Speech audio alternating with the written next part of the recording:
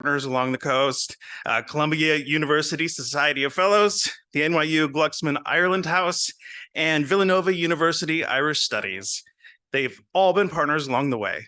And to our local DC partner, the DuPont Circle Hotel. So tonight would not be possible without the Northern Ireland Bureau. And so thank you for tonight, but also thank you for your work over this long anniversary year to host multiple events to celebrate the Good Friday Agreement. And a grand thank you to the Department of English here at Georgetown and the Global Irish Studies program. So a lot of folks came together to make tonight possible. And on behalf of all of them, thanks for joining us tonight. So if you enjoy Irish arts, make sure to check in with the Global Irish Studies program next year. They'll be posting some of their events in the next semester. And check out Solus Nua. We have at least a dozen events planned for 2024. So if you haven't already signed up on our mailing list, please do. We have coming up at the end of February, the Capital Irish Film Festival, which is the largest program of Irish film in North America. I think passes go on sale this weekend. So check it out. Thanks for being here. And it is now my great pleasure to introduce Orla Keane, Deputy Ambassador of Ireland.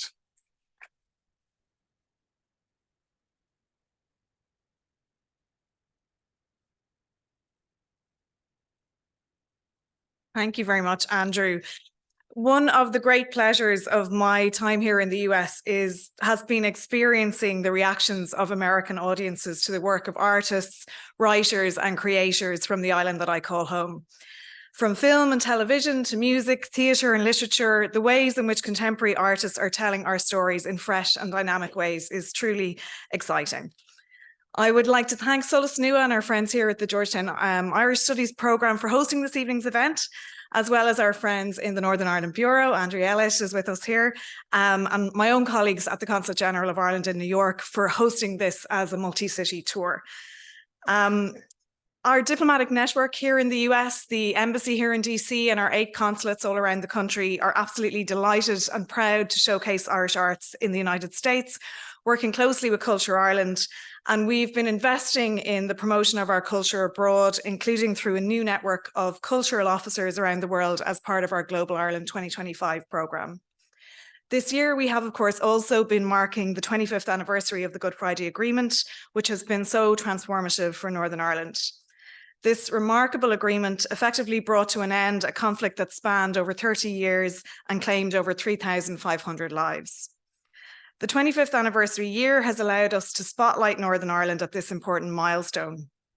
Our partners here at Georgetown University hosted an event in March of this year, which focused on the role that women have played in forging and sustaining peace in Northern Ireland, with the participation of the Taoiseach Leo Varadkar and Secretary Hillary Clinton, among many other luminaries. And Georgetown also hosted a summit in March on the Good Friday Agreement in partnership with American University. And I see a lot of familiar faces in this audience who will know that there have been lots of other events around the Good Friday Agreement this year.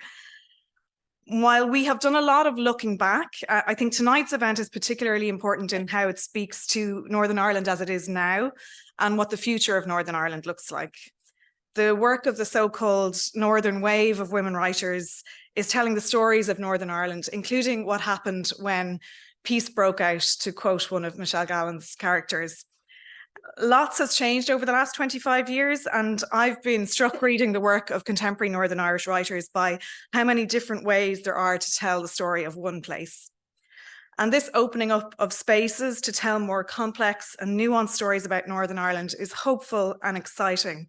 And I certainly think that it allows us to imagine new ways of being that don't necessarily tie us to the past. So I'm so delighted to see so many people here this evening, and I don't want to stand in the way of what promises to be a really fabulous event. So I'm now going to hand you over to the Director of the Irish Studies Programme, Colleen Parsons.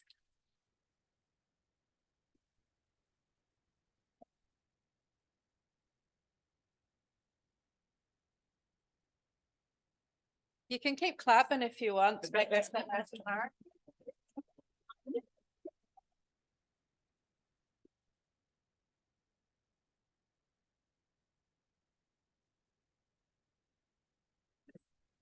Thanks, Orla, especially for reminding us of a piece breaking out like a breakout of acne in a way. I'm Colleen Parsons. I teach in the English department here, and I'm director of Global Irish Studies. I'm also a very proud member of the board of Solas Nua. So we're keeping it all in the family here. Delighted to work with our colleagues with the Northern Ireland Bureau, with the Consulate General in New York, and with the embassy. I will do some very, very brief introductions. I was warned by Jan to keep it very short so that there will be lots of time for conversation. I'll do very, very brief introductions. You'll have a conversation. There'll be some readings, and then we'll open it to you. I hope you have lots of questions. There are going to be roving mics here on either side. So that's it. I'm settling in for a lovely conversation with Michelle Gallen, whose debut novel, Big Girl, Small Town, and her critically acclaimed second novel, Factory Girls, are both being adapted for TV. Now, don't use that as an excuse not to read them. Big Girl, Small Town is available for sale outside afterwards. Michelle is here in the middle. Lucy Caldwell just here on my left, award-winning author of 4 novels, several stage plays, radio dramas, collections of short stories, multitudes, intimacies.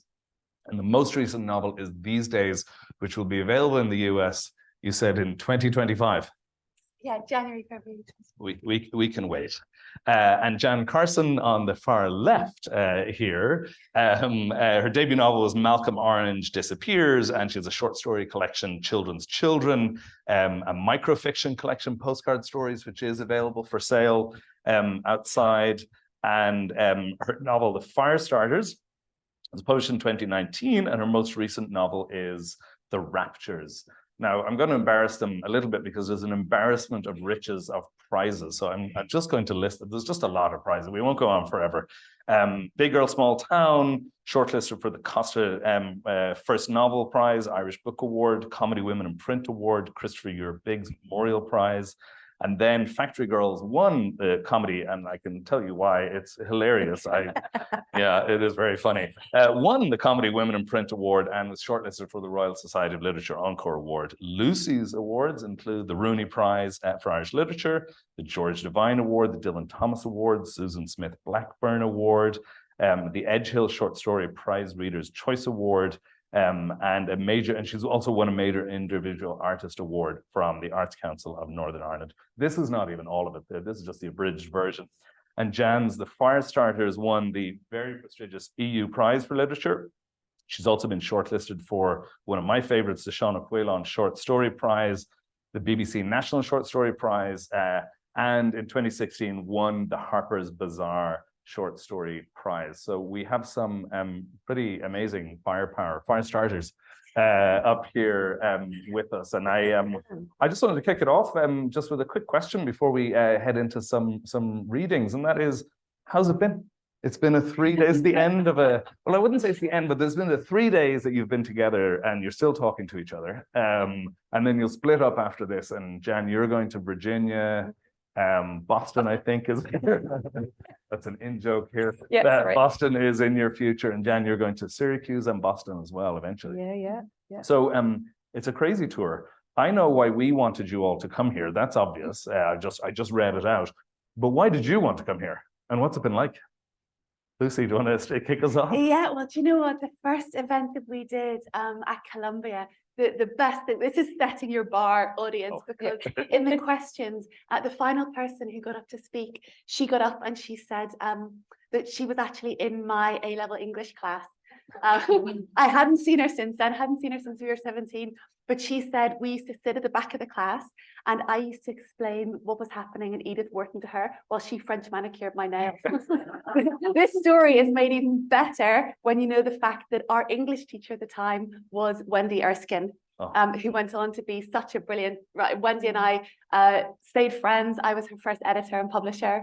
And Wendy is the sort of teacher that would let two friends sit together and giggle at the back of the class and talk Edith Wharton and paint each other's nails. So that was, I mean, that was a complete surprise. I didn't know she was going to be there. I hadn't seen her since then. So that was nice. I'm just a little bit worried as an English teacher. Were you listening at all? Because you then went on to write amazing novels. And you know what? It's testament to just how good Wendy was, and my natural tastes incline a lot more to modernism, towards contemporary literature. But still, some of my favorite authors are still Edith Wharton and Keats, you know, from that English class. Very good. Michelle, how's it been? Can you top that story? Oh, no, I don't know, because when we went to Villanova, so, you know, I'd never been to Philadelphia, New York. Yeah, sure, everybody does New York, but I'd never been to Villanova, never been to Philadelphia. And one of my grandfathers was born in Philadelphia and then went back and grew up in Ireland. And I have like a great grandfather buried in Philadelphia. So I was just standing there going, reading a book, and my granddad's bones are about 20 minutes away from here. So, you know, I think on a serious note, that actually was really meaningful for me, as like just personally. So that's kind of the thing I'm holding at the minute. So there's none of my family's bones nearby that I know of, but, you know, feel free to give me something more meaningful than that. We'll dig something up.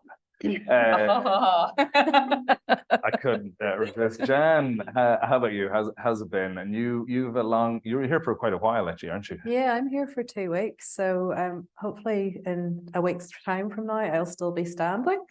I've got another 5 universities to do after this. I guess for me, the real highlight has been, I know these two really well.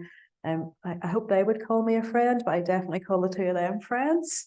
And you'll hear across the evening, we're 3 very different writers from 3 very different backgrounds. And, you know, you're joking about we haven't fallen out, but there's this weird thing that happens in the Northern Irish artistic community where people are deciding to kind of look over their differences and look for the similarities and the community and the friendship in the midst of things, which maybe some people in a wider macrocosm in Northern Ireland could take a wee lesson from.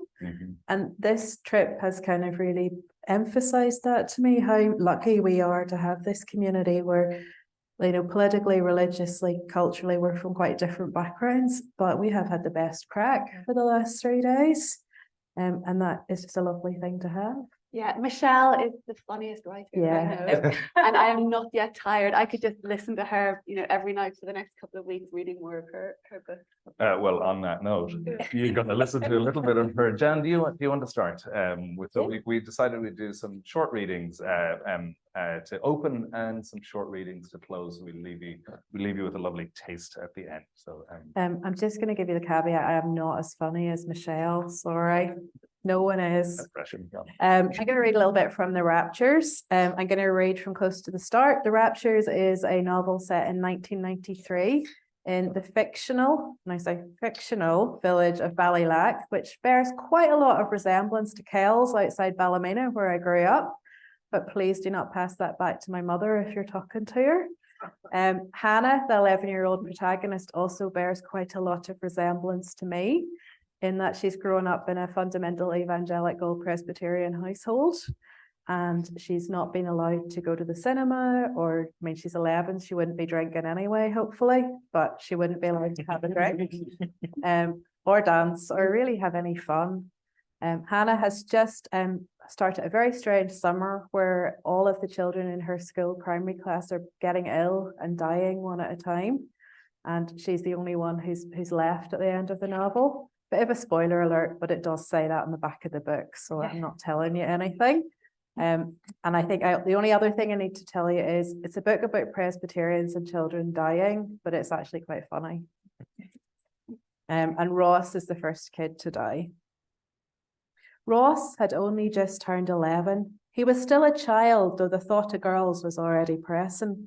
He'd sometimes go through the K's catalogue for pictures of women in bras and pants. He'd yet to touch a girl himself, had yet to taste coffee or travel anywhere in an aeroplane. He'd be looking forward to Lanzarote. It would have been his first time in a foreign place.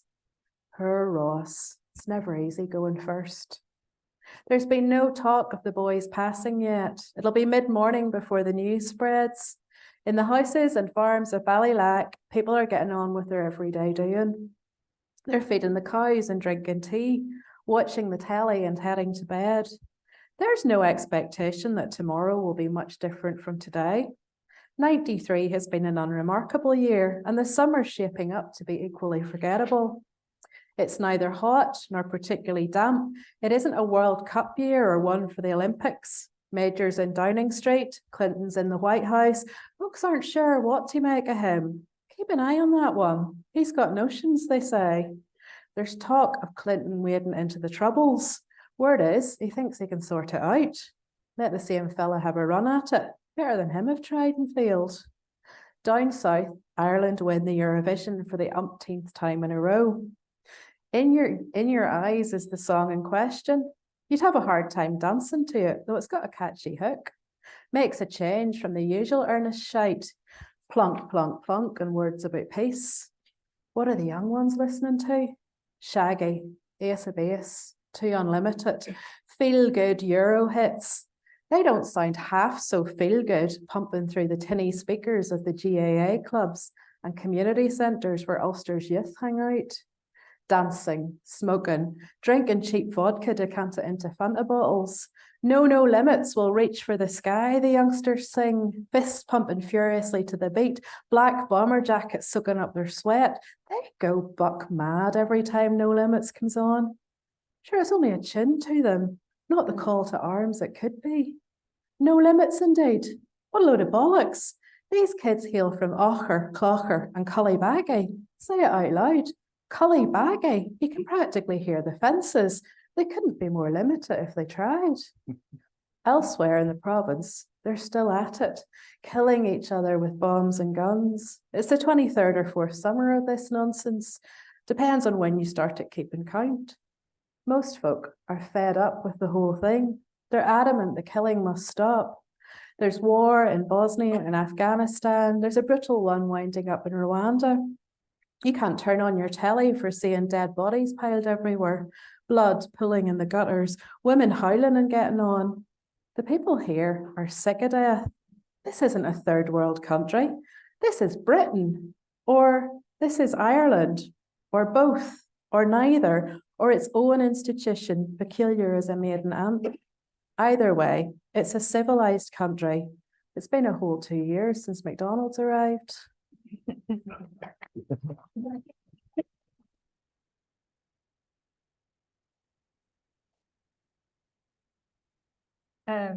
I'm done Dewey reading from Factory Girls, which is my second book, because Big Girl, Small Town's very funny, but like Magella basically just likes chips and sex and doesn't want to know about dead people.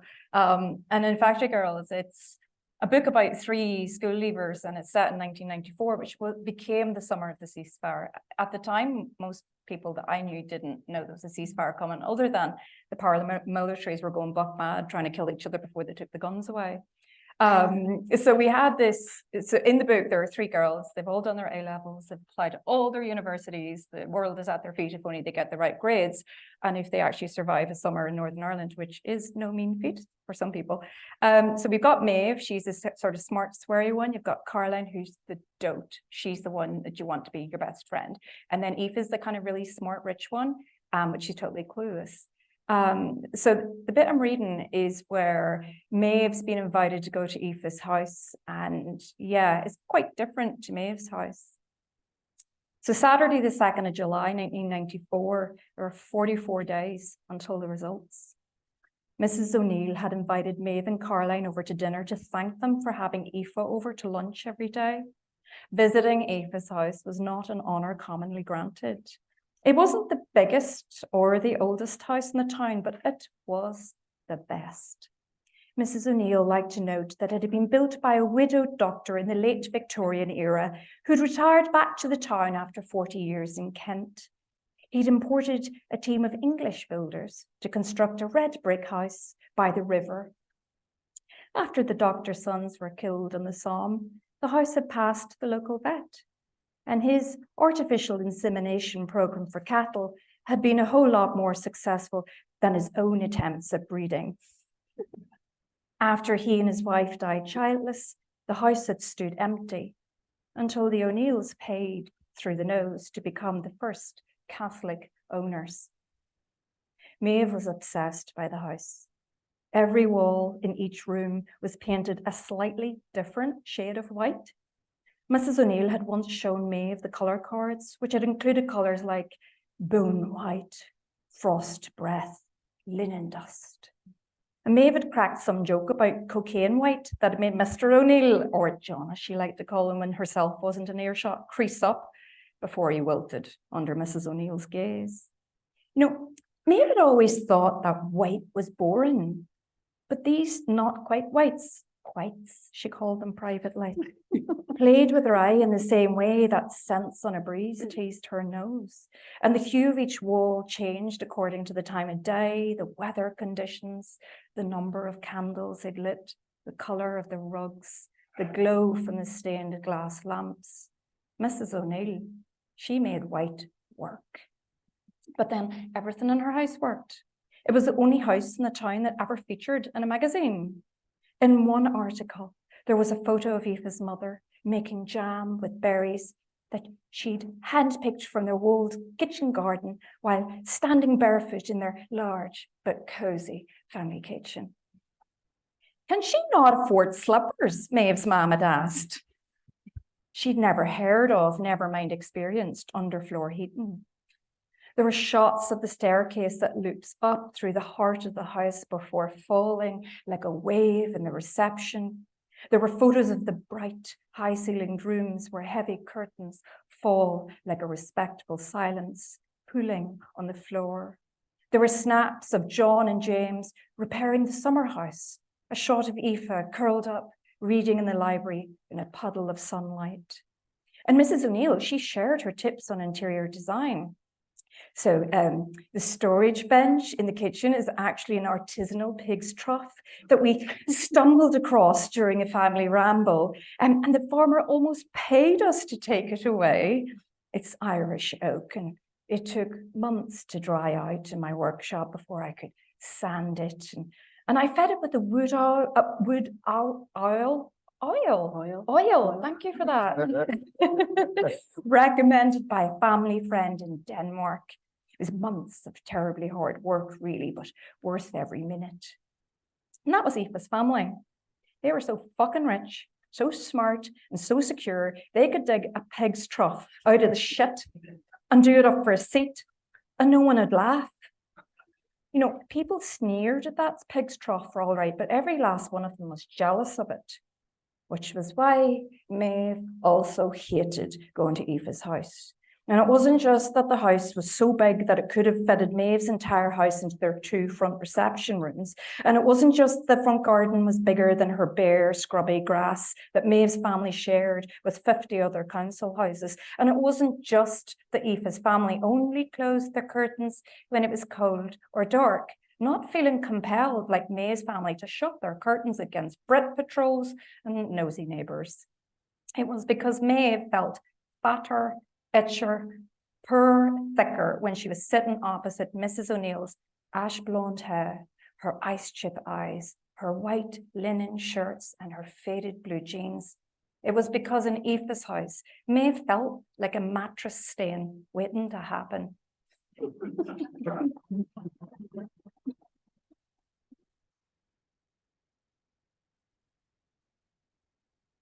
I'm going to read a little bit from my book These Days, which is about the Belfast Blitz. When my son was a toddler, he was obsessed with a book that might be familiar to some of you by Janet and Alan Alberg called Peepo. It's a board book and it goes, here's little baby, 1, 2, 3, sits in his cot, what does he see?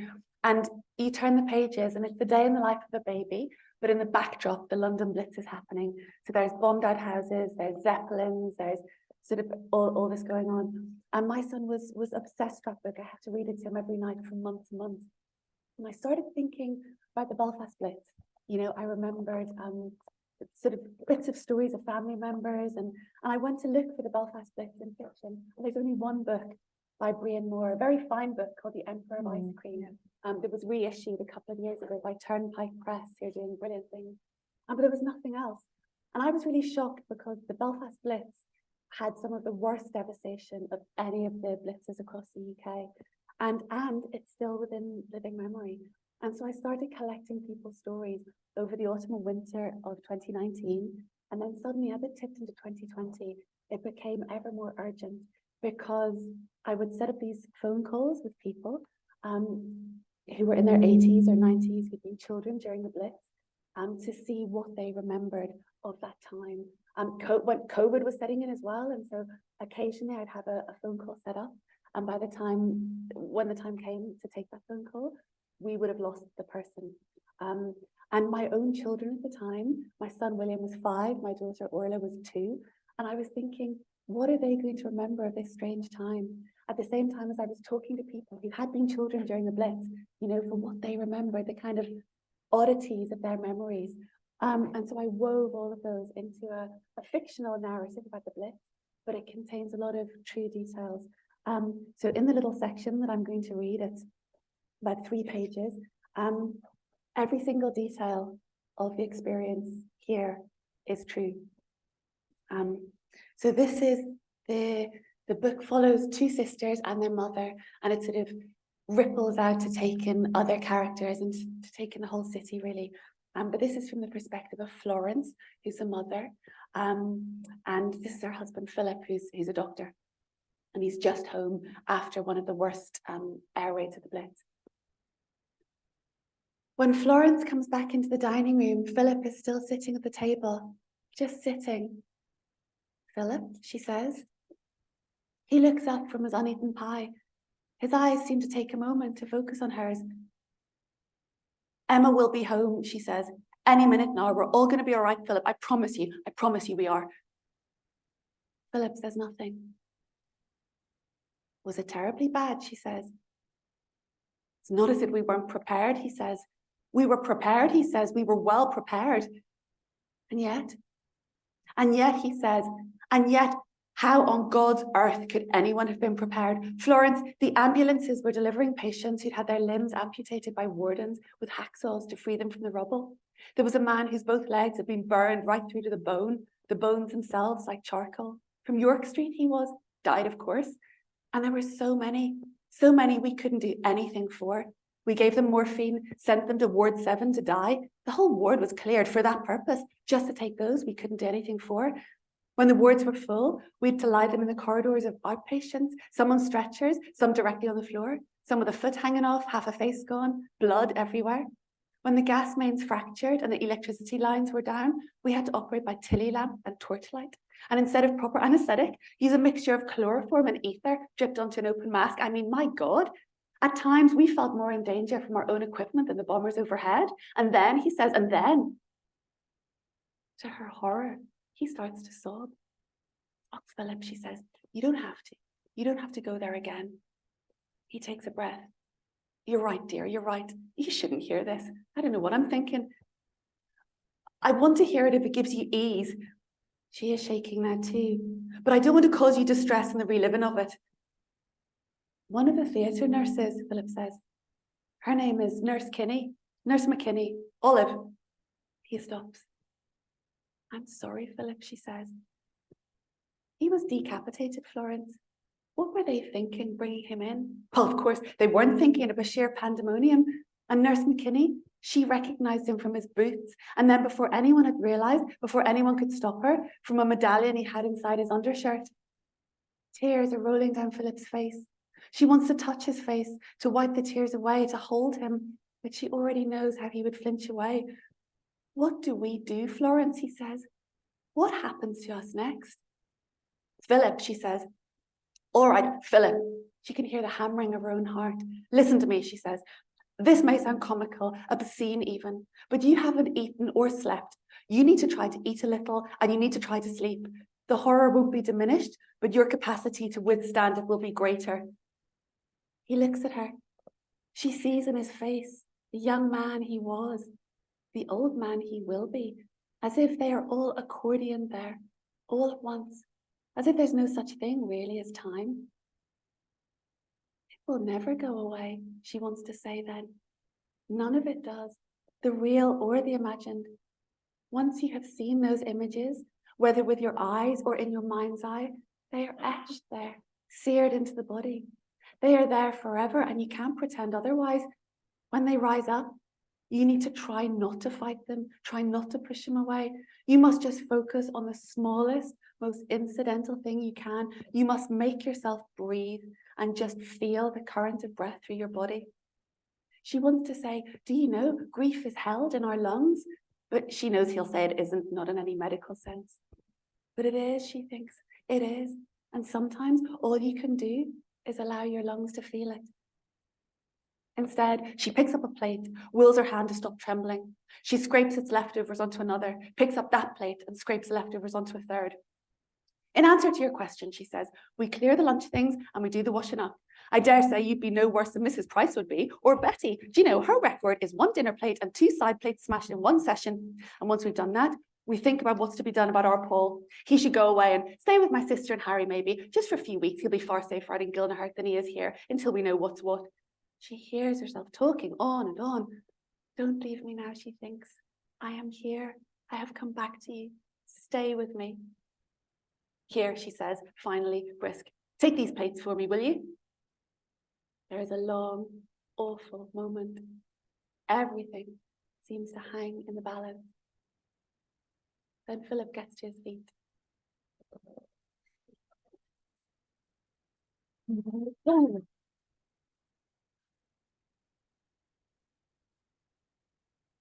One of the great selfish pleasures of moderating a conversation like this is that I just spent the last 3 weeks reading all of their work, some of it for the second time, some of it again, or some of it for the first time. And I'd love to talk about all of them, but I might dive in where we ended with you, because you've all written, though not exclusively, but you all read from historical fiction, historical novels, whether that's 1941 or 93, 94, Michelle, right, the World Cup. And I guess I wanted to ask about why each of you went there in particular. And I could start with you, Lucy, as you suggested, in 1941, outside of a very good book by Brian Moore, is not the obvious place to go. And I guess the question is, A, why historical fiction? And B, what is it that we can learn from that bombed out landscape of 1941 that seemed to draw you, to sort of call you from the present? Yeah, I'll start with that question. I think when you're writing the past, you're only ever writing the present as well. Like if you look at the film Amadeus, it tells us kind of more about the 80s than it does Mozart, And so when I'm writing that version of the city, I'm sort of simultaneously writing something of the city that I grew up in. And I'm also writing something of the time in which I wrote the novel. So for me, this novel, I wrote the first draft of it in 11 weeks. Our COVID experience, it overlaid kind of in an extraordinary way with the Belfast Blitz, both April to May 1941. And I was writing it kind of at times almost in real time. And so as I was, thinking, how are we going? I fundamentally understood the Blitz in a different way, I think, because there was a lot of idle talk in the media, especially I was living in London and England. It was, stiff upper lip, good in a crisis, cup of tea, we carry on. But I understood that those are complete misunderstandings of the Blitz, because what you realize is, as we felt with COVID, suddenly your conception of time changes. You have no idea where in time you are. Is this going to last 3 weeks? Is it going to be 6 months? Is this life as we know it changed? Is death going to be, visit our houses this evening? So your concept of time is radically changed. And yet my book takes its title from a poem by Louis MacNeice that says, these days, though lost, will be all your days. And you don't get to put your life on pause, you don't get to just pause everything and then resume where you were when this is over, whether that's COVID or the Blitz or the Troubles, like my son, he turned 6 during that lockdown. And so we bought him his first bike, and so he remembers, like, he got his first bike and you don't get to have it again. This is what you've got. And so I was right. So there's that kind of, I think, triple layering with everything that you write. You're bringing to it everything that you are, and you're bringing to it your present as well. But what I would say as well, and I think this is probably going to be something that the others will echo, is that even if I'm writing a story set in 2003, for me, that's historical fiction as well. There were certain challenges that I loved of 1941, like combing Virginia Woolf's diaries and seeing where she says looking glass instead of mirror. I love the technical challenge of getting the language just on the right side of pastiche.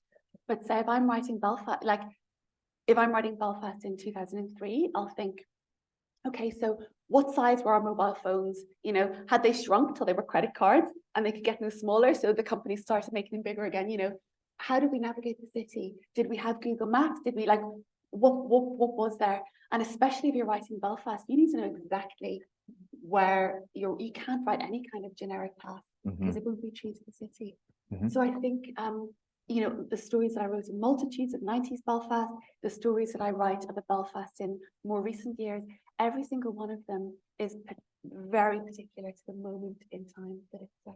Yeah, Michelle, you mentioned this, and you said just as you were introducing the reading, you said, you know, this was the summer that the ceasefire peace broke out, right? Yeah. But nobody knew, or it was on the horizon. And there's a great sense in Factory Girls that none of the characters really actually believe that this, and this, you know, also comes through Jan and your the story, the excerpt you read about Bill Clinton. There's clearly something about the early 90s, and it's not just, you know, that there was a sort of peace on the horizon, but what drew the two of you to this 93, 94, besides Ace of Base, which would be a good reason, actually. What drew the two of you to 93, 94? Michelle, I might start with you. And it's a very particular time in their lives, and a time it's very marked as 1994. I think, you know, the summer that you're waiting for your A-level results, waiting to find out, are you going to get what you need to get out? I always felt that we were raised up like beef cattle for export, good Irish beef, you know.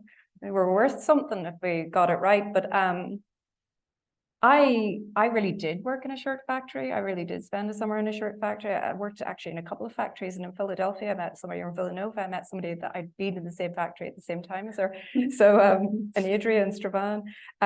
So when I finished Trinity College Dublin in 97, I wanted to write Factory Girls.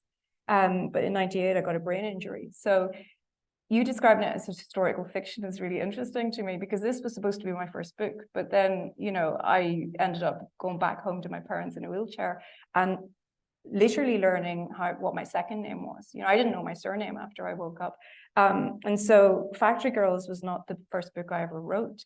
I wrote Big Girl, Small Town. And actually, I wrote Big Girl, Small Town pretty much in real time. It's set in 2004, 10 years after the ceasefire, which for me was also very important. And it's a time of paralysis when all the media had left, everybody had gone home, and we were just actually missing like the attention you got during the Troubles. And after I wrote this, it took 10 years to get it published, so it became historical fiction. And then I only wrote Factory Girls after my second baby. I nearly died after childbirth, and I was really angry that I hadn't written the book. And that was my catalyst to write it and to go, I think it's a much better book for having written it as a parent and having had all the perspective that I got over the years and being able to go back into that summer and that atmosphere and the sexual politics, the kind of atmosphere of threat, and also the incredible crack and the freedom and that, you know, the first time you earn a bit of money and it comes into you in a wee brown envelope and it changes your week, your life actually. So unless a kind of historical fiction, I'm going to do something, but these were real things that really happened. Yeah, as you said, it felt like you were writing them in real time. In real time. Jan, how about you? Did it sort of, you know, feel like historical fiction? You see this also in Firestarters. It's a particular moment, right? The Troubles are over, they're not over. And you know, what does the backward glance give you? I guess I'm just very lazy about research. And 1993 is probably the first year that I had really strong memories, so I didn't have to go and Google what was in the charts. I just remembered, now that's what I call music 11. What's on it? That's just the silly answer. I think there's something that kind of resonates with what Michelle said about this idea of 93, 94, people not knowing we were coming towards the end of the worst kind of period of violence. There are two kind of voices in the Raptures. There's a very self-aware narrator that you heard from there, who's aware of both what's happening in Northern Ireland, what's going to happen in the future, and the context of that in a kind of international world scale, and can make sarky, tongue-in-cheek kind of comments about Clinton and things that are a bit knowing. The other person is Hannah's perspective, and Hannah is an 11-year-old girl who is so unbelievably sheltered. She doesn't understand that there is any experience in the world except the fundamentalist experience she's grown up with. And for me, 93, 94, 95 is about the last year that I could write that believably, because towards the end of that decade, the internet arrived. And also, and you'll probably laugh at this, but EasyJet arrived as well. And that combination of those two things allowed kids to have much more access to what was going on in the rest of the world. You know, the idea that a young teenager now wouldn't be aware of what's happening in America or London or Paris or whatever is laughable, because they're always. When I was growing up, I honestly didn't know that our way of doing things wasn't the way everyone else in the world was doing it. I didn't really meet a Catholic until I was 18 in 1998 at Queen's. Apart from those that I went on a course in 1996 called How to Evangelize the Catholic Child. So I did know how to convert you and refute Catholic heresy, but I hadn't ever actually met any of you. So I wanted 93 to me was important to have that claustrophobia, and also to examine. I think it's still something that's relevant, because a lot of our young people, particularly from working class backgrounds, yes, they can go on the internet and see what's happening in the world, but because the school systems are still largely segregated, they're not having life experiences of doing life with people who are from a different background to them. They can't afford to maybe travel to other places where they will be immersed in other cultures. And that stuff's really important for widening your worldview. So that's why 1993 for me. I mean, and that brings us back to, you know, the sense that Lucy began here with, which is that you're always writing about your moment, no matter what your sort of the setting of the fiction is. And I guess, you know, you maybe gave us a sense of that, Jan, just now, but I might ask Michelle or Lucy what you think are the sort of pressing stories of contemporary Northern Ireland that you feel you want to tell, like the stories that you feel you are telling in your work. And so, Lucy, you just have a collection of short stories about to come out, right? You know, what are the things that you're dying to talk about now and that you feel we still need to address in the way that Jan was just saying, you know, those sort of leftover things?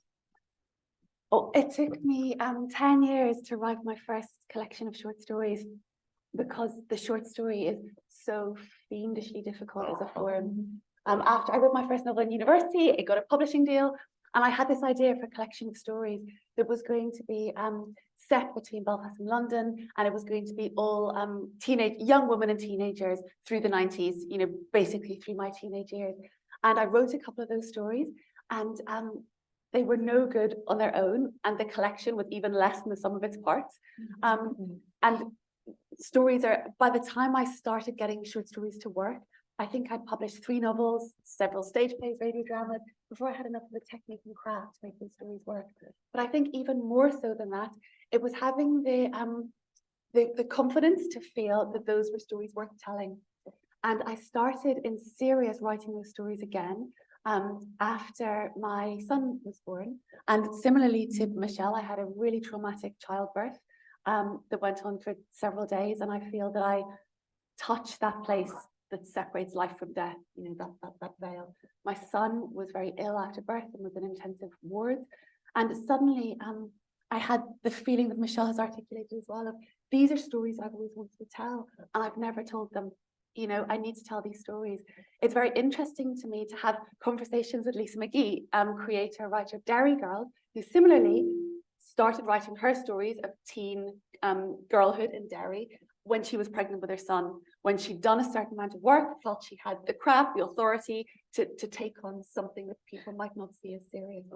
So I published that collection of stories, and I'd always thought those stories were written in Belfast in the 90s, and I'd moved away, and I'd always thought, what right do I have to write Belfast set stories when I no longer live there? And then I realized that I could write those stories precisely because I didn't live there. Because if I had lived back there, all those memories would have been overlaid with other quotidian memories. So I might have written other stories, but that place those kind of emotions, that atmosphere, that sort of psychic space, it wouldn't have been as easily accessible to me. And so I wrote those stories. I wanted to tell those stories because I thought they seemed to be missing from, you know, the sort of canon of what constitutes Northern Irish literature. Maybe they're not the sort of stories you might expect to hear. And similarly, I think with my stories, to an extent, you work with the material you have to hand. You know, I've written a lot of motherhood as I've had children. Also, those are kind of undertold stories. I always think I like to tell untold or undertold stories. Quite often, this tend to be women's stories. So that's been sort of a through line, I think, in some of my work. Including that beautiful story about a gender transitioning boy sort of discovering his gender identity, which really gives us a sense of your exploration of the relationship between one's own identity and centrality and the place itself, right, Belfast, and what it's like to be going through this change right there at that point. Michelle, I was going to rephrase that question slightly about what you feel are sort of the most important or pressing, the stories that you feel still need to be told. The stories now 30 years on from, yeah, it is from 1993. Yeah. I'm not good at maths. Yeah, It's sort of, I don't know, like that accordion thing. So it's interesting because I have 2 books on the go, and one's written and there's this spine I want to put through the book, so I need to rewrite it. And then I have another book that's almost finished. I like, you know, the bit you've written was like 70,000 odd words, and then I have like wee notes going, write that scene about the toaster here. You know, it's that stage. And so one of the books is set in the 1980s, and it's about an American girl who moves to Northern Ireland. Like, it's the reverse immigration thing that my grandfather went through, where basically you fail in America, you come back, which is a terrible position, such shame associated with coming back.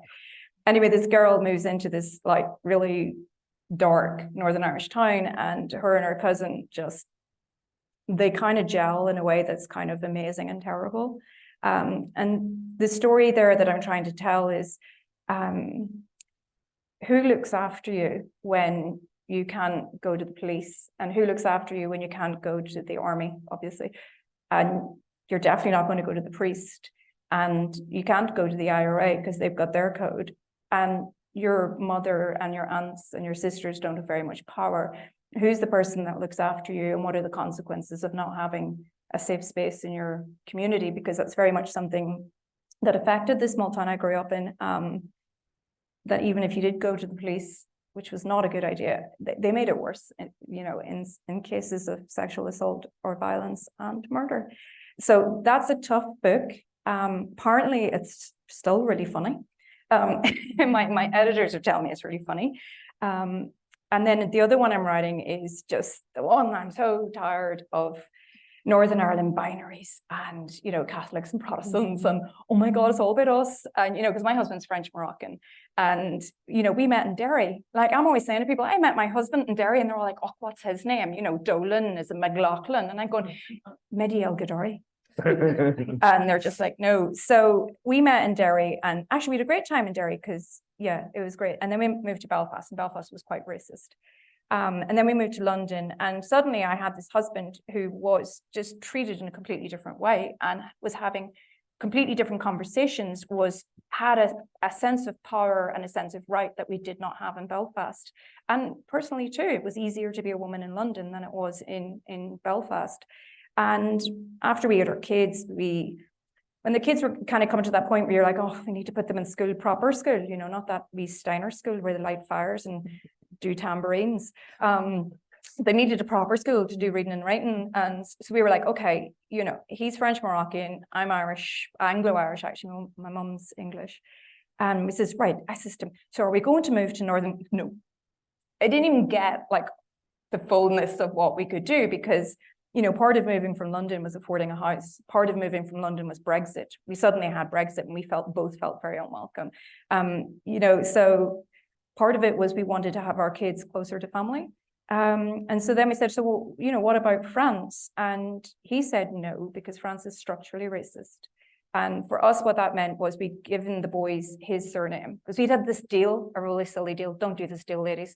My deal was, if it's a girl, the girl's going to get my surname, and you can do whatever you want with the first name. It can be whatever, Arabic, French, whatever you fancy, but she's going to be a Gallen. And I was convinced it was getting girls, so I thought it was a great deal. And then we had 2 boys. So we got Ronan and Killian, nice strong Irish names spelt the right way. Al-Ghadari. So we ended up not doing the French thing, and we moved to Dublin, because although Ireland's really super racist, it's not structurally racist yet.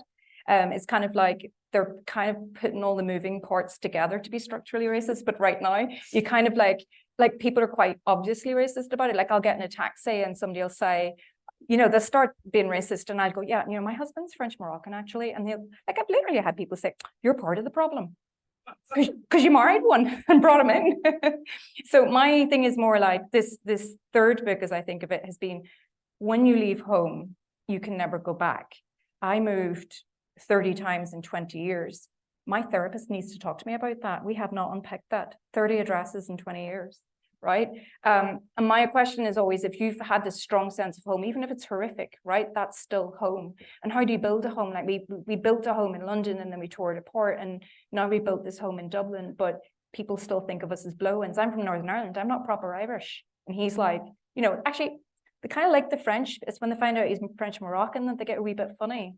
But so this book is really analyzing, what does home mean, and who's a right to call a home a home.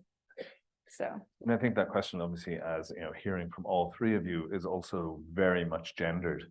And you know, what brought the crowds here is that this is an event called Women Writing Northern Ireland Now. And that's, you know, all of your, not all of them, obviously, you know, you have all kinds of protagonists and characters, but so many are marked, not surprisingly at all, by incredibly strong female characters who speak about and think about really difficult situations, as well as funny situations, exciting situations. And I guess I just wanted to ask, you know, across the board, maybe starting with you, Jan, what is it like to be a woman writing Northern Ireland Now? And what do you get to amplify? What story do you get to tell from that position that you really want to, and that sort of excites you about the possibilities? I guess I probably struggle with this. I don't really like writing women. So this is a rare novel for me that has a Fire female Starters is I'm much more men, comfortable writing men, mostly because I'm not a man, and so it allows me to do that thing that writers do, which is make things up. And I also have spent a lot of time in community work observing men, particularly men who've been impacted by the conflict. And I really want to write into that space of silenced men, and men who desperately need to speak, to cry, to talk about the things they've seen and done. So I'm always drawn to complex male characters, to be honest. And I said this last night, gender to me is not as important as the kind of emotional core of a character. So Jonathan in the Firestarters is the closest to myself I've ever written. He's got my emotional core. He just happens to be inside a man. And a lot of, I mean, if you're trying to write about your mother and you don't want her to understand or see who it is, just make her a man and you can say what you want. People don't see that. When it comes to the thing that I'm intrigued about at the minute about writing women is soft power in women. Yeah. So I thought a lot, like in the last year particularly, that we've suddenly started to acknowledge the women who were involved in the Good Friday Agreement and the incredible work things like the Women's Coalition and even Mo Molan did. Suddenly they're finally getting acknowledged for the hard work they put in. But that soft power exists in a lot of spaces. So from my experience was what it looks like in the church sector.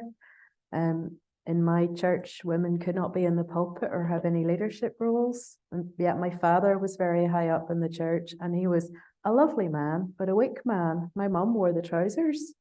She knew everything that was going on in the church through my dad, and she told him how to vote and make decisions.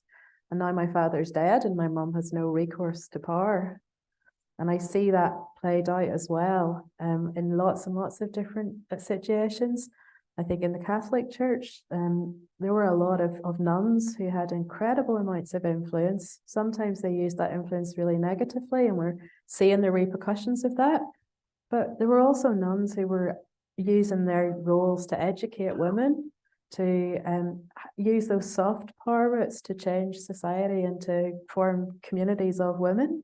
So I'm intrigued by that, and intrigued by all of the different, it was wonderful the introduction that Orla gave, where she talked about all the very different stories that have to be told about Ireland. There are so many different women's stories, and we haven't heard them all yet. Lucy, go ahead. That's absolutely it for me. It's about resisting binaries and complicating the narrative. My own background, my own family, my dad's Ulster Protestant family. My mum is from England, from an Irish Catholic family. And so they met. Mum moved over at 75, and they decided that if they were going to raise a family, they were not going to raise their children as religious, baptized either way.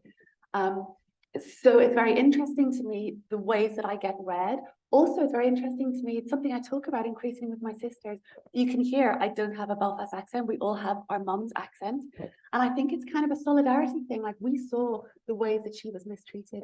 She was from very, very poor Bristol family, had to leave school when she was 16 and get a job. And she was from sort of a slumland part of Bristol. In Northern Ireland, people treated her, because she had an English accent, as an aspirational upper class Protestant. She was a working class Catholic. Like, the sort of discrimination that me and my sisters remember my mum seeing. So I suppose the ways that people are judged, the ways that people are read, the options that are given to people. There's a writer that I'm mentoring at the moment. He came over to Belfast when she was 2, and her parents are from India and they're Muslim. And she grew up in Lurgan. And it's like, where is the story of celebrating Eid in Lurgan in 1988? Where is that in our canon? One of the stories that I wrote in my first collection came when the equal marriage referendum was happening in the Republic of Ireland in 2015. And the media narrative, young people were flying in from all over the world to vote. It was like coming home to vote. And the media narrative was that young progressive people were going to vote yes, and old people, conservative people, religious people were going to vote no. And I watched the news as this one elderly woman was being vox popped, and she was being helped into a voting booth, and she was very frail. And they said to her, what way are you going to vote? And she ignored the person asking the question, turned directly to the camera, and she said, I'm going to vote yes. She said, my whole life, I've never been able to love the people I wanted to love, never been able to live with the people I wanted to live with. My whole life has been a waste. I may as well not have had this life at all. No person should feel as much of a waste as me. And that just went through me. And I started thinking, I think a lot of my own friends when we were teenagers, I started thinking, like, where are the stories of gay women in Northern Irish literature? And I contacted an academic and said, I can't think of anything. Like, where are they? And she said, there aren't any. In fact, there are. There's one or two. There's a poet called Cherry Smith. There's a couple of sort of self-published things, but where are those stories? So I wrote a story about two young women falling in love. That story was published, like 8 years ago. My favorite thing about that story is how out of date it already is, because so many, people are like, things are changing, different stories are being told.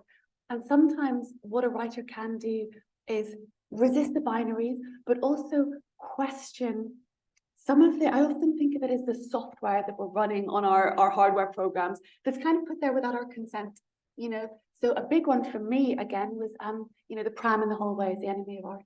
I always wanted to have children my whole life since I was a child myself. I always knew that having children would be the end of any artistic life I ever had. Why? It was such a great pleasure to me that when I became a mother, I started writing the best I'd ever written. Something about the fearlessness, something about the lack of time, something about writing the stories he always wants to write. And so I think for me, it's maybe a combination of those things of resisting binaries, working out what are the stories we're not hearing, and also what are the stories we tell ourselves about who we are and how we come to be. And we do this as individuals, we do this as couples, we do this as families, we do this as nations. The stories that actually it might serve us better if we told other stories instead. This story is in multitudes, right? The one that you just mentioned, an extraordinary story. And yeah, it does in some way, not to say your fiction's out of date, but it does feel out of date, and that's a beautiful thing. In fact, it's out of date. Before I turn to Michelle, you all should be queuing up your questions. You have a job. Yeah, I think it's yours. Sorry, it's my if you turn the head right, so it's kind of poking out rather than. Yeah. There we go. Oh, no. You all have a job, Excuse- which is to ask in that way, questions. then. We're going to have two mics, Caroline on this side and Chris on this side, roving mics. So Sorry. take it off for now. I'll just, So, I'll yeah. just hold it back in. So before I ask you a question, Michelle, think about any questions you'd like. We will have about 15 minutes for any questions you have. I invite Caroline and Chris to get the mics ready to answer your question. So Michelle, I don't even remember what my question was, but it was about the sort of the title of this event in some way. You've mentioned this, both in your description along with Lucy of the trauma of childbirth and the way that has sort of galvanized your desire, your need, and the necessity of writing. And I guess I wanted to ask you the same thing, but what it's like to be a woman writing Northern Ireland now. Not to say that that's the only identity, but that's one of the ways that we would think about a particular insight into Northern Ireland now. I don't know. I think it'd be lovely not to have grown up in an unemployment black spot in a town that was the most bombed, medium-sized town in Northern Ireland with 90% unemployment. I would love to know what it would have been like to, be born somewhere nice with sunshine and kind of like maybe a wee bit of waves in the distance and have a bit of money and a servant and, just to like start analyzing all your wee problems when you're about like 13 or so.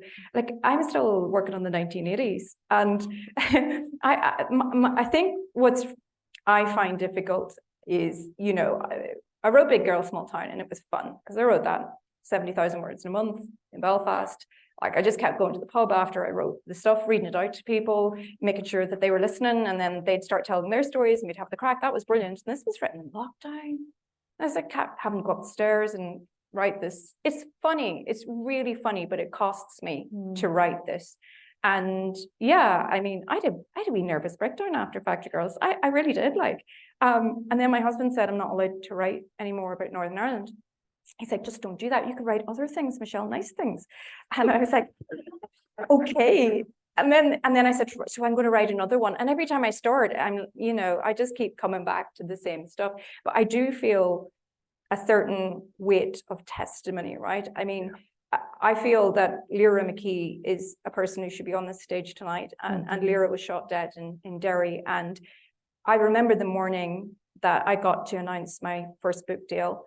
And I got up so excited. I got up at 6 a.m. and I went on Twitter to Lyra's thing to say to her, because she just got her book deal and I loved that girl. And I went on to say to Lyra, hey, I got my book deal and our books are going to come out together because I knew her publication date and mine. And she was dead. Like I remember she was shot and I went to my husband and I was devastated. And I went to my husband. And he was really heartbroken because he thought Lyra was great. And I remember saying to one of my brothers, oh, Lyra's shot and I knew her. And he goes, all right. Yeah, I'm from Northern Ireland, all right. And I said, and I suppose what I really feel for my husband, I said, is that it's the first time he's known somebody to be shot. It's really hard for him. My brother said, isn't he the lucky one? And you go, what do we do with that? And how do you include, I don't know. I don't know what you do with that, except every time I write, it's funny, but it's dark. Do we have questions from the audience? Yeah, we have one here in the middle aisle. Two in the middle aisle. Oh, there's so many. It's an embarrassment of riches. Yeah, right, Chris, while you're over there, may as well. Yeah, there.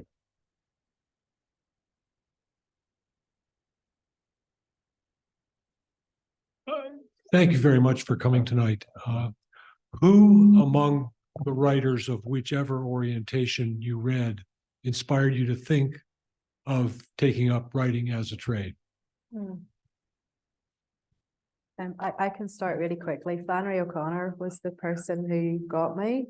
I'm a magical realist, and that is not a natural draw to Flannery O'Connor, but Flannery O'Connor was asked why she uses the grotesque in her writing, and she said, for the hard of hearing you shout, and for the almost blind you draw large and startling pictures. And for me, that was my license to use something a little bit odd to approach the narrative of Northern Ireland. That people feel like they've heard this story before and they really haven't. So sometimes you need to use shock tactics. And Flannery mixed her faith and her art in such a compelling way, and was never afraid to critique religion, but also held a deep respect for her faith as well. And that's something that I hold really, really important. Yeah, we had an English class when I was 12 or 13. We had an English class when I was 12 or 13, and we were doing Jennifer Johnson, How Many Miles to Babylon, and our homework was to write an extra chapter for it. And so I decided to write a chapter that came after the point where Johnson had ended the novel. And I wrote this chapter and I got so into it, and she quotes Yeats in the book. And so I went to the library and I got out a volume of Yeats's poetry, first time I'd ever read Yeats. And I still remember, you know, it was a poem that goes, neither hope nor fear attend a dying animal. A man awaits his end, hoping and fearing all. And I loved that. And I wrote this whole extra ending, and it just felt like, yeah, this is what I need to be doing. This is what I should be doing. I was tempted. I met Jennifer Johnson several years later when I was a published novelist, and I was half tempted to tell her that I'd written a better ending to How Many Miles. But I managed just about to contain myself. But yeah, that was a moment for me of thinking, yeah, this is what I want to be doing.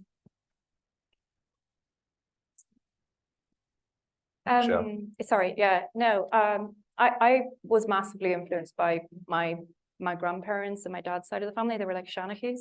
You go to my grandmother's cottage and you would go and the TV's off and we'd sit around and you've got the gossip and you've got the yarn and then you've got like the stories from all around the local area and the stories of my family. And these stories were told over and over and over again. And I learned very young how to tell a story and hold a room and how to be very funny. But at the next minute you might be crying, kind of a thing. And that to me was probably my first training would have been oral, is what I'm saying, or oral rather than written. And I think the two books that really made me feel like I could swear a lot in my books was the childhood story of Christy Brown, Down All the Days. I mean, it was also quite inspirational in that when I did end up in a wheelchair myself, then you can overcome some of your limitations. And I'm not saying it's easy. I'm not saying that everybody can. But that was inspirational. And then Robert McLean Wilson wrote Ripley Bogle.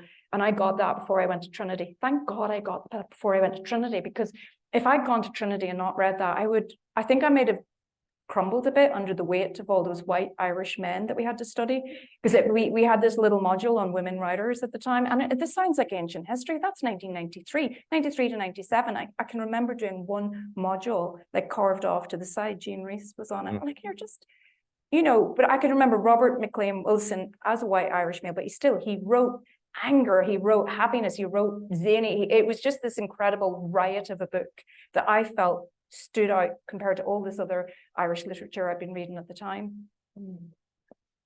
Chris, I think there was another hand there you go. Thank you for writing and thank you for being here. A lot of sad stories from the past. We're here in the now and the future. And at a time when the troubles are suppressed, not completely behind us, and Stormont is out to lunch, what gives you hope for the future? And how can your writing contribute to a brighter future? I don't think my writing has to do anything except tell stories. And I think that's one thing that I want to say really strongly. Our first kind of responsibility as artists is not to fix things or change things. It's just to be faithful to the actual art of creating art. There is a section in the Raptures where there's a competition for the children to write an essay about how they're going to be the future of Northern Ireland. And it's based on when Obama came to Belfast in, I think it was 2016, and set the same essay competition for our young people. And at the time I thought, this is great. And then I thought, this is ridiculous. These children did not make the problem. They don't have to fix it. In the same way that young people are trying to fix the climate crisis, and they didn't break the planet. You lot broke the planet, and I broke the planet, and the people before that. So I think those young people give me hope, because even though it's not their responsibility to be the future of Northern Ireland, constantly enamored with how they are doing that, but we need to not put too much weight on their shoulders. So I think it's our responsibility in a way to get out of the way and hold the door open. And all of us are very, very keen on supporting emerging writers that are coming before us, championing voices that have found it really hard to raise their voices. We get to continue creating, but we also have to hold the door open as well. Are we going? Sorry, I'm never sure if you want all to Oh, answer. yeah, John, if you have something to Yeah, say, if not, we can go to thank another you. question. All right, Caroline, was anything on this side? Yeah, right beside you. I always have something to say, by the way, but like, you know, there's a lot of questions. Well, first, thank you so much for being here, and just your like honesty and vulnerability in your work is so beautiful. Something I'm drawn to a lot, I think, in stories and in writers is this kind of fascination and obsession with home and place and how that forms identity and what kind of stories or pockets of memory come out of that connection. So I'm wondering, and I think all of you have touched on it in certain ways, how you navigate in your writing this difference between pain and even bitterness maybe that forms from your your memory of home and the things that aren't so great about that, but also this, like, how do you make sense of that in your stories in the ways that you're constantly drawn back to it and it's part of who you are? Like, how do you manage that kind of seeming disconnect? Yeah, what a great question. There's an essay by the great Ulster poet John Hewitt called The Bitter Gourd, published in the early 40s. And in it, he says, a poet should be deeply rooted in the native tang of his soil and his idiom. Otherwise, he's nothing. He's an airy internationalist. He's thistle down in the wind. And I always felt haunted by that, by the fact that, you know, what right did I have to write Belfast if I'd moved away? And I think there's something interesting about thinking about the contemporary Irish diaspora, in that a few generations ago, you would have gone and you would not have come back, or you would very rarely have come back. And then, you know, maybe you would have gone, but you would have come back for, you know, I don't know, weddings and funerals, you know. But we're in a place now where you can go and you can come back so much and so often. And so it's very easy to feel caught between place, you know, to feel neither here nor there. And that was certainly what I felt, having, you know, I never intended to stay away. I always thought I would go back. But my husband's a Londoner. He's from a very big family. He's got like 8 brothers and sisters, all of them around London. It never felt right for him to move back and to leave his family. And so what I started finding is that a lot of my stories are set in airport departure lounges, are set on, you know, transatlantic flights, are set on long car journeys. I think of it as in suspended time in motion. You know, when you are caught between place, when you slip the moorings of where you think you belong, and sort of, so I realized that contra what Hewitt might say, something that I did have, something that was particular to me, but also belonged to a lot of other people, was that sense of being caught between place and of belonging to 2 places simultaneously and yet neither. And so I found that actually, rather than being, you know, a sort of bit of tumbleweed, that was actually a really interesting kind of psychic space to explore. And also that space of not belonging, that sense of yearning, that sense of, it's something that the epigraph to my collection Multitudes comes from Van Morrison Astral Weeks, you know, ain't nothing but a stranger in this world. I'm nothing but a stranger in this world. I got a home on high in another land, so far away, so far away. I had to get Van's permission. You could get a signature here because I had to get his personal permission to use those lines, which don't belong to him. They belong to the record company. So he had to tell the record company that he wanted me to be able to use them. But I think that sense of longing that's there in Van Morrison, or for me, Chekhov is one of the great writers of longing. There's something about that sort of spiritual yearning for a home that is not home. You know, because as Michelle was saying, you know, you leave home and you can't go back, or you do go back and it's different and you're different. But there's a sort of spiritual dimension to that as well as a literal one. I think for me, that's one of the things that I've explored. Jan, do you want to talk about Ballylake? Yeah, I'll very quickly say that there's not very much in the Raptures that isn't real, that didn't come from my own childhood. This is the book that I always wanted to write, but it took me like 7 books to be brave enough to write it. And there's a lot of trauma in there around kind of spiritual abuse and religion. But I also, it took me such a long time because I didn't want to write a book that came from a place of anger. I want it to come from a place of, this is a fair book, it's a kind book. And a number of books were models for me writing that. Miriam Toa's Women Talking, which just came out in the cinema last year. Naomi Alderman's Disobedience books, which explore kind of fundamentalist religion and are both able to pick out the stuff that's worthy of celebration and beautiful and good and what we want to hold on to, and also point the finger at stuff that's hypocritical and dangerous and bigoted. And it took me a long time to get that point of balance. And I look at writers like George Saunders, who I think Saunders writes from a place of deep kindness and respect for humanity. He didn't grow up in Castle Derg. No, or Kells. No. But that sense of you can write the worst in people, but you know it's coming from a place of I love people. And that it's something that I kind of want to try and hold on to. Which is not to say that lots of people read this book and were delighted with it from that background. But that's not my problem. It's their problem, how they dealt with it. Yeah. Chris, I think there's a question over here, a red jacket. Yeah. This might be the last question, actually. The white shirt. Oh, okay, sorry. all right. Yeah. You can see. Well, no, let's do this first. Yeah. Jan has a line in the book, in the fire starters, says, "In this city, we have a great love of the talking." So we see that here. Yeah. Thank you very much. Can you hear me? Yeah. I'm curious how much of a connection you feel to Southern Irish writers today and how much you interact. And the reason I'm asking this is a few years ago, I was at the West Cork Literary Festival, and one of the writers was complaining that you go to a conference and all the Northern Irish writers are in one place and the Republic writers are elsewhere, and he wished that there was much more dialogue, but maybe it's changed, or maybe maybe you have a different perspective. Oh, we should name names. Who said that? We were speaking about this earlier, so I think Lucy and Michelle definitely have some thoughts on this. So here's the problem. I'm going to say these girls say things really nicely, right? They're really kind and everything else, right?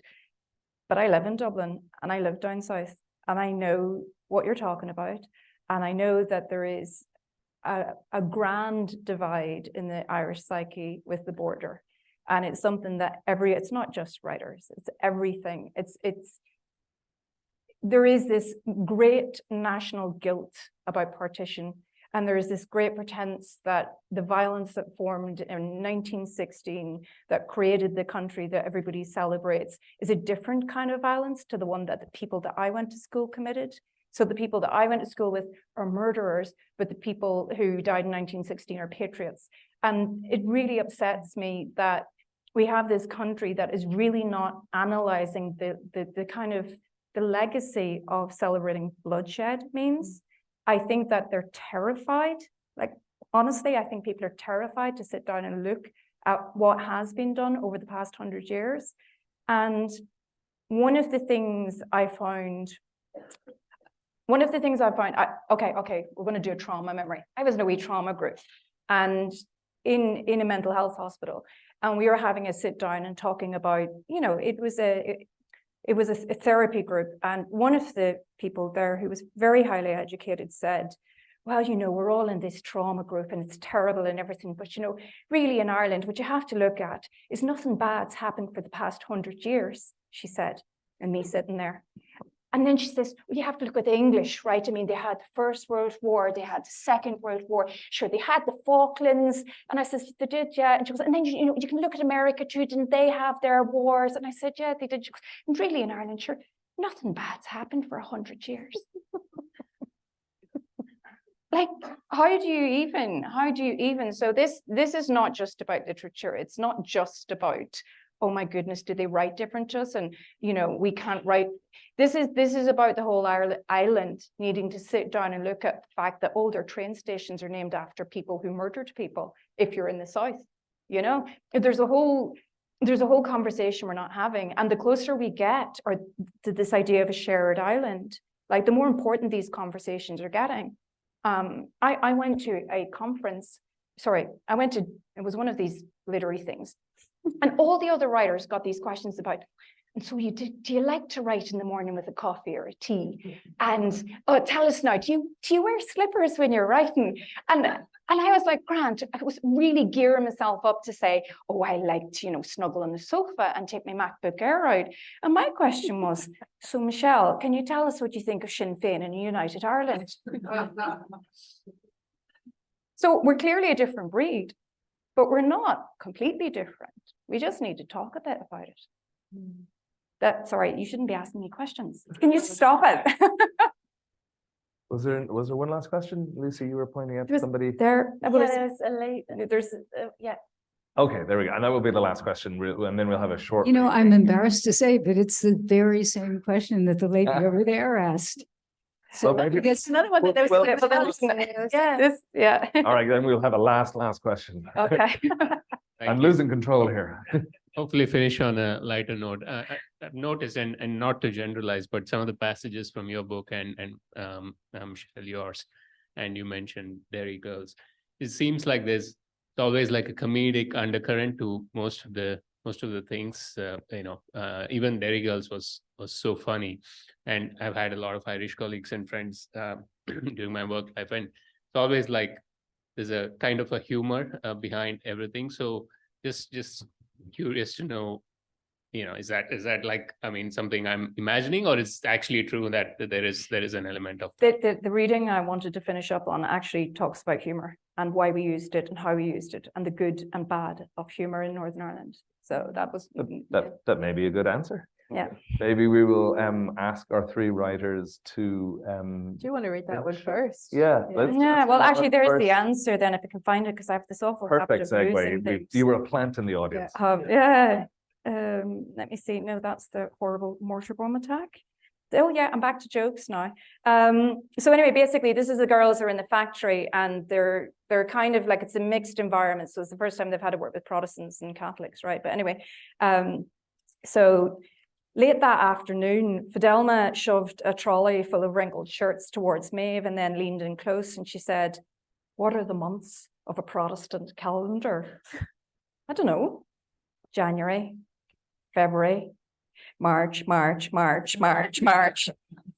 September, October, November, December. Fidelma slapped Maeve in the back and let a big hearty laugh out of her, because Maeve knew that sectarian jokes weren't really right, but telling one was like knocking back a shot of vodka or slipping a wee Valium. It helped ease the tension and it gave you a quiet laugh behind the prods' backs. And she knew the prods did the same. Only they reversed the religion, so the Teagues were always the ones getting served up to crocodiles or blowing themselves up. But jokes like Fidelma's one, the marching one, that they're jokes that ripped the piss without being vicious. They were the ones that Maeve liked the best. But those jokes were few and far between. She remembered Mr. Orr, the substitute chemistry teacher who taught for 1 year in St. Jude's. He was a refugee from Ardoyne who became known for his oral end-of-class tests, during which he'd stare dead-eyed at the back wall of the classroom, firing questions over the top of everybody's heads. Nitrogen reacts with hydrogen to form which caustic and hazardous gas? Now, they'd learned early that they weren't supposed to raise their hands to indicate it, that they wanted to answer. Mr. Orr preferred for them to wait as he paced around the class like a caged bear before he'd point at someone, like Andrea Murphy, expecting an answer. "Is it pneumonia, sir?" Now, despite being from Ardoyne, Mr. Orr never hit anyone for getting the answer wrong.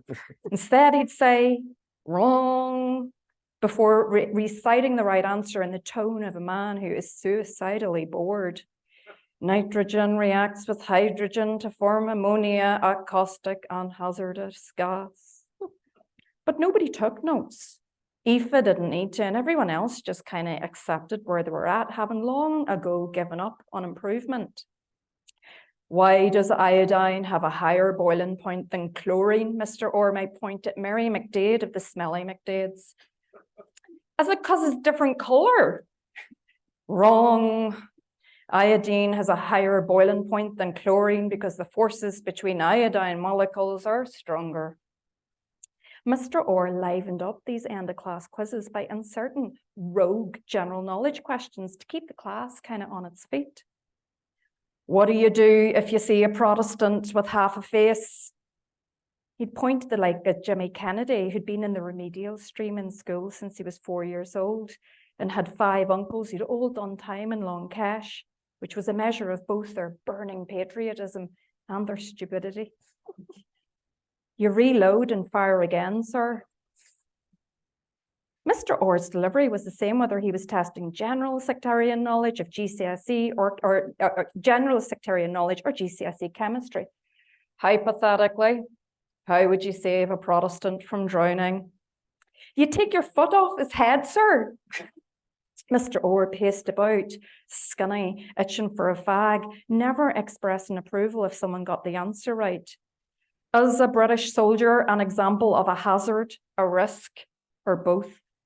He once asked that before pointing at Louise McGrath, whose family had the reputation of being hazards themselves, not just to the Brits, but the residents on both sides of the divide. Neither, sir? Wrong. A Brit is an example of a hazard and a risk. The risk to your personal safety goes up or down, depending on the soldier's mood, his personal experience, orders from his superiors, and what you're doing when you encounter him. Right. When atoms collide and react, what is it that meets and interacts? Neutrons, sir? Wrong. The outer electrons. And sometimes Mr. Orr stopped mid-prowl and he put his 2 hands up to his head as if he was in great pain. And after a few seconds, he'd take a breath and resume pacing. And he'd say, how do you know E.T. is a Protestant? And then he might point to Eddie McGuire. He looks like one, sir? In a way, Mr. Orr's quizzes were quite inclusive. I mean, Eddie McGuire wasn't able to give Mr. Orr an example of the only giant covalent, I need you to say that word for me, substance that can conduct electricity, but he sure as hell knew how to tell it was a Protestant that was looking at you through a keyhole. What's the only guaranteed way a Catholic can gain entrance into Queen's University, Belfast? Mr. Orr had pointed at Maeve for that one. She parroted the answer she'd learned in careers class, even though she knew it wasn't what he was looking for. By completing the UCAS form correctly and studying hard enough to get the required exam results, sir? Wrong.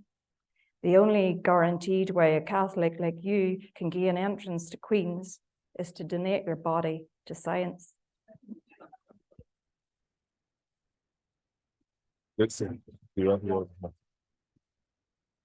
I'm going to read a very short passage, actually not from my novel, but something that speaks to that lovely question earlier about what gives you hope. And I think that, yeah, there's always young hope with every new life. There's hope. You know, you hold a newborn baby and you think they are nothing to do with you at all. They are already entirely themselves. You know, the wisdom that they have, they are here to change the world. You know, my mum always raised us, me and my sisters, to believe that we could do or be anything that we wanted. You know, despite the sort of privations of her own upbringing, and I think that with you know, every new generation, they set out to change the world, and they do and can make it better. So I'm going to read just a page of my story about the 2 young women falling in love. It's called Here We Are. The summer is a washout. Every day the heavens open and the rain comes down, not the usual summer showers with their skittish, shivering drops, but heavy, dull, persistent rain, true Drake days. The sky is low and grey and the ground is waterlogged, the air cold and damp, blustery. We don't care. It is the best summer of our lives. We go to Cutter's Wharf in the evenings because nobody we know goes there. It's an older crowd, suits and secretaries, some students from Queen's. Usually we sit inside, but one evening, when the clouds lift and the rain ceases, we take our drinks out onto the terrace. The riverfront benches and tables are damp and cold, but we put plastic bags down and sit on those. It isn't warm, but there is a feeling of sitting under the full sky, that pale, high light of a northern evening, and there was a salt freshness of the breeze coming up the Lagan from the loch. After we leave Cotter's Wharf that night, we walk. We walk along the Lagan and through the Holy Lands, Palestine Street, Jerusalem Street, Damascus Street, Cairo Street. We cross the river and walk the whole sweep of the Ormo embankment. The tide is turning and a two-person canoe is skimming downriver, slate grey and quicksilver.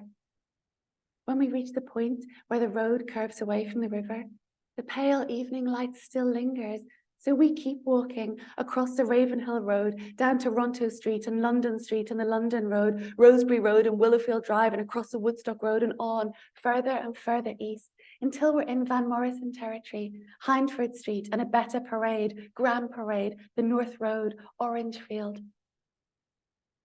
There are times in your life, or maybe just the one time, when you find yourself in the right place, the only place you could possibly be, and with the only person. She feels it too. She turns to me.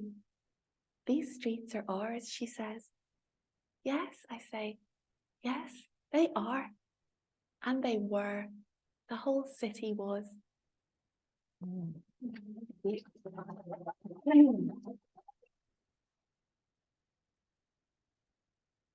I'm going to finish with a very short postcard story. I'm going to introduce you to the women we affectionately call in our house the mean granny. I had one nice grandmother and one not so nice one. This is the not so nice one.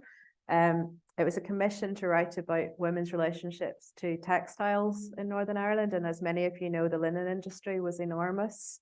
And my grandmother worked in several linen mills actually.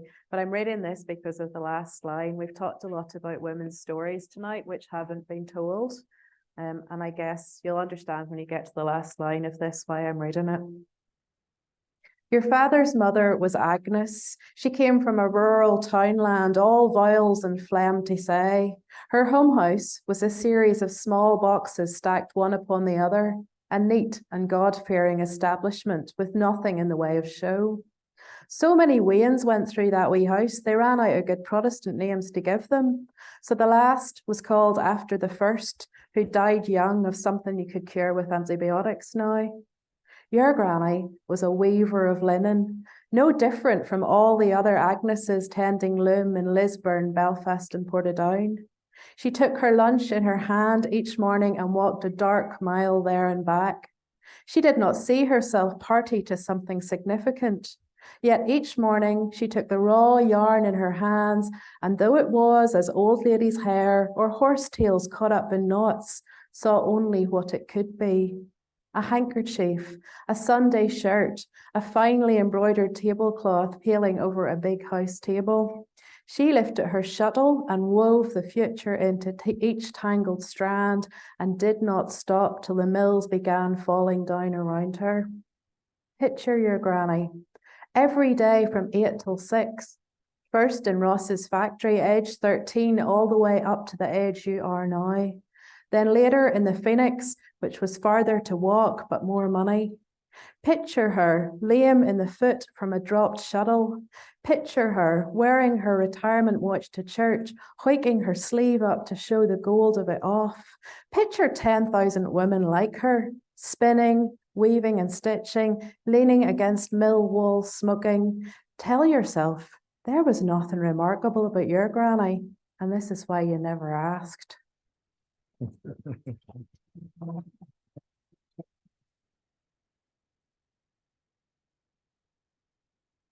I'm going to hand over just now to Andrew Elliott, Director of the Northern Ireland Bureau, to say a few words of thanks and goodbye. But I want to invite you all to buy some books. That's the whole point of this, isn't it? There is a book stand outside, and the writers who have been busy talking here will take a few minutes of a break. So if you do want to chat with them, they'll be happy to chat with you, but outside rather than coming up to the podium. So they will be sitting outside, pen in hand, signing only their own books. Don't bring any other books. And I think we have 4 books, and I understand that there are some book deals coming out from this tour. So their books will be more available next year and the year after next than they are right now. So that's very exciting. Andrew, over to you. Thanks very much.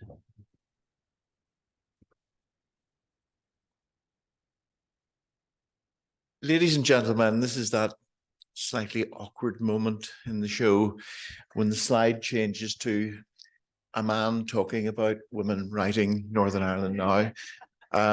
So it's a really absolute pleasure to be able to follow the discussion and the expression that we have just had of Lucy, Jan, and Michelle coming together in what for me was really a really interesting learning point. I was in Columbia University two evenings ago, and there was a completely different discussion, but an equally fabulous discussion. And it's just so enriching to have the opportunity to be here and to hear a whole new dimension to the what happens when these three people come together and when they begin to express themselves. And it made me also think about how powerful it is that we're representing a region that, through many difficult and traumatic and challenging times has managed to emerge to some extent as a shining light in the world today in terms of the context where there are so many other regions of conflict where things are just deteriorating and getting worse. And we do actually nowadays, hard though it might be to imagine it, we do actually represent a region that is one of the most peaceful places on earth, notwithstanding the fact that we're having political challenges at the moment. And that in itself is a really, really positive thing. There is a power in being in an environment where young people and then people as they come older and so on are empowered to be able to learn to communicate well. When I was very young, I know that the culture and the mindset when you went to school, for example, was all about literacy and numeracy. And the general thrust of the message that I picked up was, keep your head down, write plenty and learn plenty, and, you'll do well and so on. And there wasn't really very much discussion of something which I've encountered certainly much more on this side of the water, which is the idea of maybe what I call oralcy. But that idea of actually getting up and speaking out and articulating and saying what it is that you really feel. And it's such a powerful and important thing for human beings to be able to have the mental well-being that comes with being able to properly express yourself. And not everyone gets a start in life that makes that easy. But we have, a power in that for all of humanity. And it's just it's something I thought I would tack on the end of everything else that's been discussed this evening. I first encountered this idea of women writing from Northern Ireland through a woman called Helena Nolan, who unfortunately can't be with us this evening. Helena is the Consul General in New York, but around about 5 years ago, she and I were both representing diplomatically our jurisdictions in Brussels, Belgium. And a thing came along, which was the 20th anniversary of the Belfast Good Friday Agreement. And I wasn't quite sure how to handle it because at that point in time, politically, there was challenges and they were ongoing and so on. But one of the parties who were, the parties that would form the executive and so on, they hadn't really agreed to the Good Friday Agreement itself. It was a slightly later stage that they came on board. And so I wasn't quite sure what we could do. And Helena suggested, why don't we do something together about women writing? And then we can talk about the creativity of the place and just how much is really emerging from the, the modern Northern Ireland and so on. And so this idea was born, and it's just absolutely fabulous for me to be able to return to it again 5 years later and to be, marking a really important stage, the 25th anniversary and so on, and to be able to do that, obviously not on this occasion with Helena, but to be able to do that with Orla, and to be able to reflect on, what's being achieved right across the whole island of Ireland, but maybe very particularly in the north, and maybe to some extent born of the difficult experiences that many of us came through there at a particular time. Anyway, listen, it's been wonderful having the chance to join you and to be here and to listen to all that. I love being in Georgetown apart from anything else, it's just round the corner from where I live.